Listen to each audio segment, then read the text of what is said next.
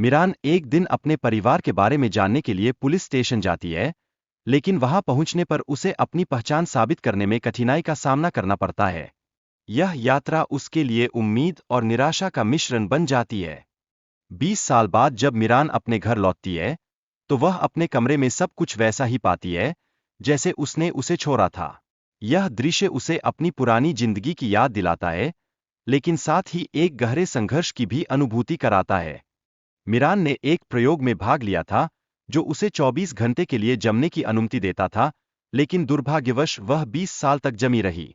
यह प्रयोग उसकी कहानी को और भी पेचीदा बना देता है और उसके साथ समय की बहार में बदलाव लाता है। डोंग चान अपने परिवार के सदस्यों की उम्र में अचानक बदलाव देखता है, जिससे वह चौंक जाता है। यह स्थिति उसे यह समझने पर मजबूर करती है कि समय कितनी तेजी से गुजरता है और क्या कुछ भी वही रहता है जैसा पहले था।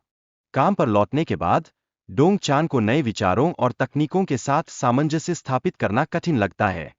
यह चुनौती उसे एक ऐसे नए वातावरण में ढलने के लिए प्रेरित करती है, जहां बदलाव आवश्यक हो जाता है। डोंग चान की पुरानी प्रेमिका, हाय यंग, उसके लौटने पर अपनी गलती का एहसास करती है और उसे माफी मांगती है। इस क्षण में अतीत की यादें और वर्तमान की आवश्यकताएं एक साथ टकराती है, जिससे दोनों के लिए एक नई शुरुआत की संभावना बनती है। मिरान ने अपनी आत्मविश्वास से डोंग चान को प्रेरित किया, जिससे उसे नौकरी में सफलता मिली।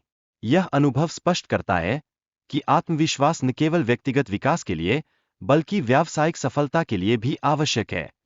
किडनैपिंग की स्थिति में डोंग चान और मिरान ने एक साथ मिलकर अपनी जान बचाने का साहस दिखाया।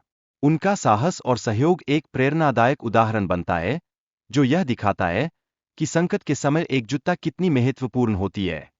डोंग चान ने मिरान की सुरक्षा के लिए नई तकनीक और दवाइयां खरीदीं। यह निवेश उन्हें कठिनाइयों का सामना करने के लिए बेहतर रंग से तैयार करता है और जीवन के प्रति उसकी प्रतिबद्धता को दर्शाता है।